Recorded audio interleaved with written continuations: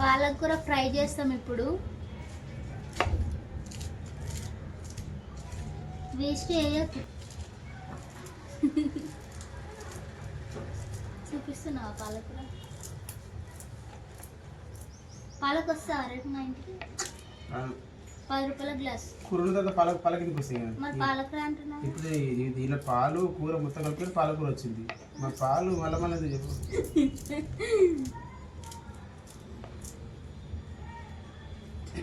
వస్తా పొద్దున్న 7 గంటలకు బయటకు వస్తావా?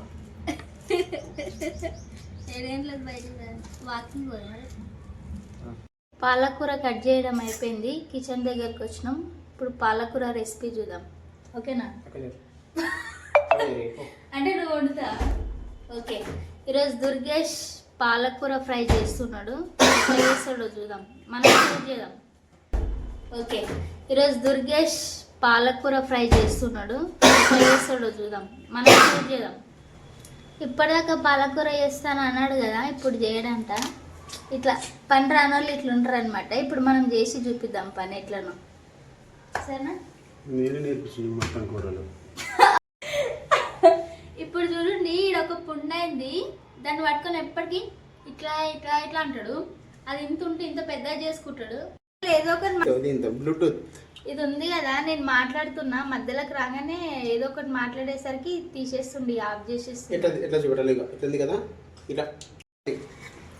స్టార్ట్ చేస్తున్నా పాలకూర ఫ్రై. కొత్తగా వచ్చిందంట. ఊరల్లో ఇట్లనే ఉంటాం కదా, ఊరల్లో ఇట్లనే ఉంటాం. కొత్తగా వచ్చిందంట.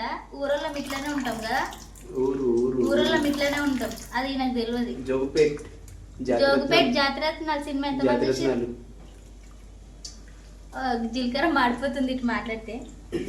ఇట్లా వాటర్ గట్టిగా విండేసి కొంచెం పాలకూర వేసి పసుపుదాం.